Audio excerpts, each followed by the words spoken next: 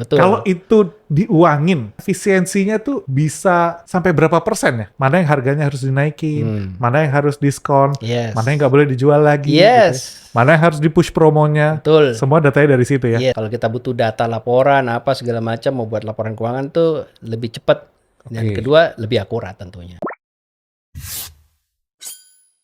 Lalu itu trennya kita rasakan sekitar 4 tahun lah, 3 tahun lah. Habis itu sudah banyak followernya ikut, akhirnya sekarang menjadi treatment yang umum lah. Habis seperti itu salah satu contoh gitu. Menarik. Oke, nah itu kita ngomongin challenge ya. Sekarang setelah 15 tahun, H-Clinic, peluang apa yang kira-kira mau di-tap ke depan? Strategi apa yang akan dipakai untuk ekspansi bisnisnya H-Clinic? Iya, sekarang itu kita coba berusaha tetap inovasinya tetap ya. Lalu kita coba mau tahun depan ini insya Allah mudah-mudahan dikasih kemudahan gitu agar kita bisa punya cabang-cabang.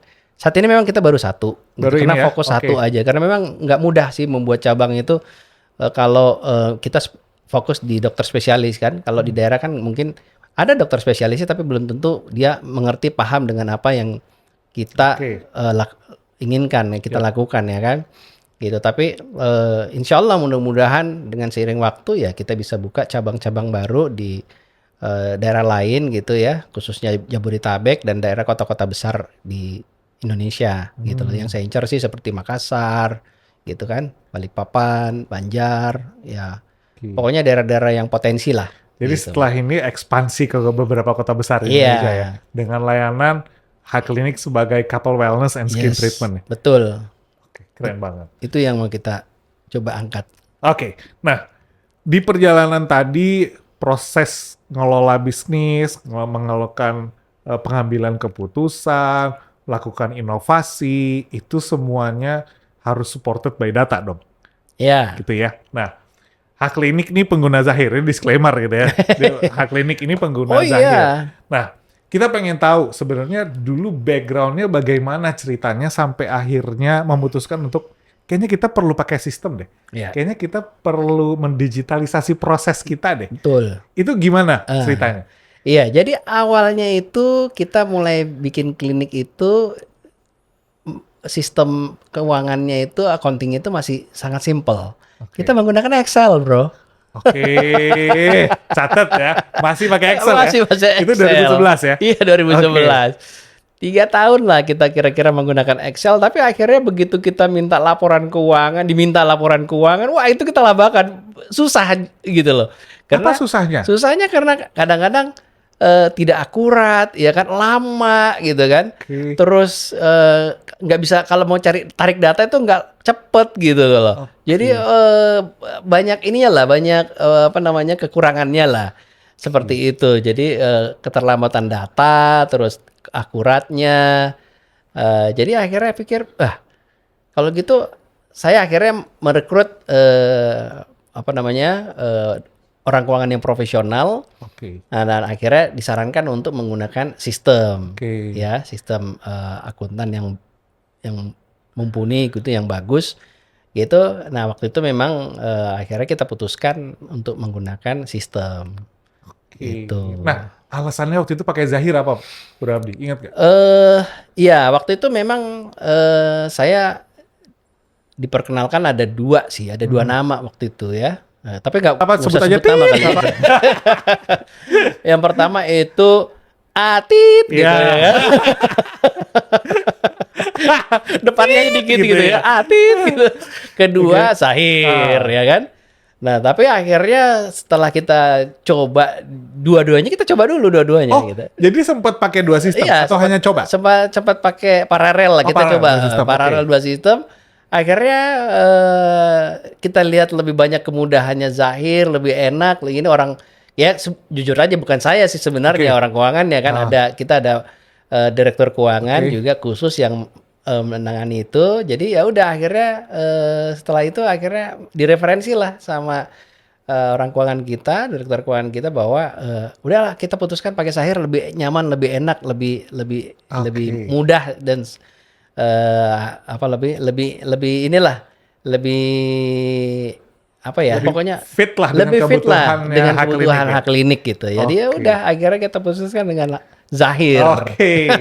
Nah, Sampai sekarang loh. wow, berarti pakai Zahir dari 2014 sampai sekarang 10 tahun. 10 tahun. Eh, 10 tahun pakai Zahir, bisnisnya 10 berkembang. tahun loh, bro. Habis gini penetrasi ke seluruh Indonesia gitu ya. Amin, insyaallah. Zahir dampingin terus. Oh, Oke. pasti. Nah, Pasti. tadi cerita dulu sebelumnya pakai Excel. Yes. Terus pindah ke sistem. Dari yang tadinya pengelolaannya tradisional menjadi lebih profesional. Apa yang Bro Abdi lihat benefit dari pakai sistem? Apa sebenarnya? Ketika sebelum dan sesudah tuh yang dirasa benar-benar berbeda tuh apa? Ya itu tadi kita lebih apa namanya? Ketepatan waktu. Ketepatan ya. waktu, Ya. Laporan. Oke. Ya, kalau kita butuh data laporan apa segala macam mau buat laporan keuangan tuh lebih cepat Nah, aja. Dan oke. kedua lebih akurat tentunya.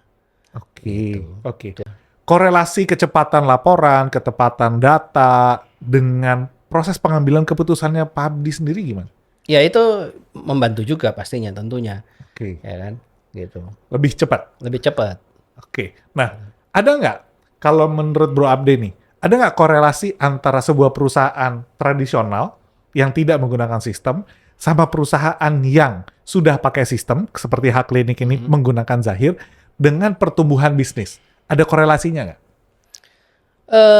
Kalau bentuk korelasi, kalau kita lihat dari segi untuk mendatangkan pendapatan, memang tidak ya. Oke, gitu. secara langsung tidak. Tidak. Oke. Gitu. Cuman hanya kita terbantu menata pembukuan kita, accounting kita akan lebih rapi, lebih akurat dan lebih sistematis. Oke. Ada pertumbuhan bisnis yang cukup signifikan nggak dari 2015 sampai di 2020 gitu misalnya? Ya pastinya karena sangat terbantu semuanya memudahkan segala macamnya dengan di keuangan itu ya kita otomatis menggunakan Zahir terus jadinya Dan bisnis tumbuh. dan bisnis tumbuh. Kalau dengan efisiensi, Bro Abdi melihat bagaimana Zahir di dalam Hak Klinik itu membantu proses efisiensi internal tuh kira-kira seperti apa? Efisiensi kalau pendapatan enggak. Ya, tidak Ya, korelasi langsung. Tidak korelasi Oke. langsung dengan pendapatan. Tapi kalau efisiensi waktu untuk orang keuangan apa segala macam, Kecepatan mengambil keputusan, ya, karena datanya ya. real Of course, time segala yes. macam, ada ya? Yes, yes. Nah, betul. kalau itu diuangin, kira-kira efisiensinya tuh bisa sampai berapa persen ya? Artinya kalau kita bandingin pakai Zahir, pakai sistem sama pakai Excel misalnya, yang ini lebih profesional atau tradisional. Kira-kira kalau pakai sistem itu efisiensinya tuh bisa sampai lebih tinggi berapa persen dibanding kalau tidak pakai sistem? Estimasi aja. Ya, 20-30%. 20-30%. Wow. Oke, menarik.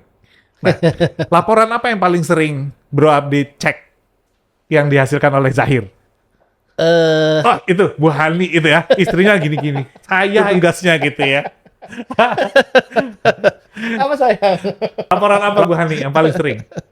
Laporan yang paling sering ya treatment apa yang paling sering dijual? Produk apa yang paling sering kejual. ya? Yes. Oke, terus apa lagi? Berapa revenue-nya dari itu, terus berapa profitnya dari situ, kan kelihatan tuh produk ini nggak Berapa, laku. berapa revenue, berapa profit, mau lihat produk mana yang gak laku, dari sana Yes. bisa pakai bahan meeting untuk ngambil keputusan. Betul. Mana yang harganya harus dinaikin, mana yang harus diskon, Yes. mana yang nggak boleh dijual lagi, Yes. gitu ya. Mana yang harus di-push promonya. Betul. Semua datanya dari situ ya. Yes. Luar biasa.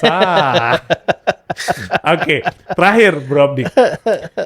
Bro Abdi punya saran apa untuk teman-teman pengusaha di industri yang sama? Klinik, skin treatment. Kalau couple wellness kayaknya nggak ada lah ya, masih Hak Klinik, nggak ada lawan gitu ya. Nah, apa saran dan wisdom yang bisa dibagi sama Bro Abdi untuk teman-teman di Indonesia yang penduduknya 260 juta, kebutuhan personal care-nya tinggi banget. Yes. Ke depan data-data menunjukkan bahwa sebenarnya klinik itu akan terus tumbuh gitu. Apa saran dan yang bisa dibagi dari pengalaman Hak Klinik untuk teman-teman semua? Ya. Yang penting bisa menentukan di mana dia mau bermain. Tentukan dulu segmennya. Segmen market. Ya, segmen Oke. marketnya. Apakah dia mau main di kelas CD Oke. atau mau dia main di kelas BC atau mau main di kelas AB. Itu tinggal dia tentukan aja. Ya, tentunya setiap kelas punya investasi yang berbeda-beda, ya kan? Lalu inovasi juga itu perlu. Jadi harus tetap selalu berinovasi ya. Jangan latah, jangan nyontek, jangan ikut-ikutan ya. Karena banyak juga orang yang begitu, itu rame loh gitu kan.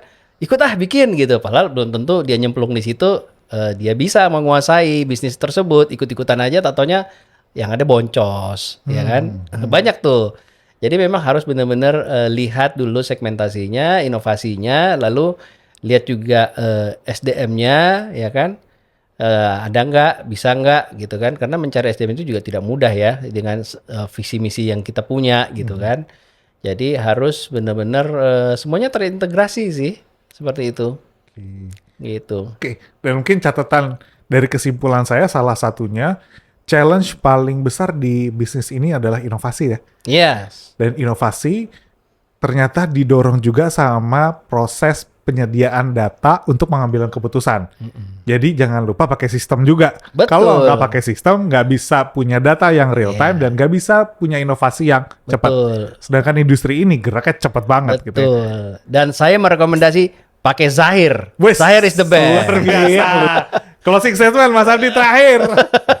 Boleh closing statement Mas. Closing statement. Pokoknya buat teman-teman ya khususnya yang pengusaha seperti saya itu selalu semangat, jangan mudah kendur ya, jangan mudah patah semangat, selalu semangat dan inovasi itu penting, selalu berinovasi ya. Dan terus fokus dan kerja keras, jangan lupa pakai Zahir. Weh, terima kasih Bro Abdi. Thank you.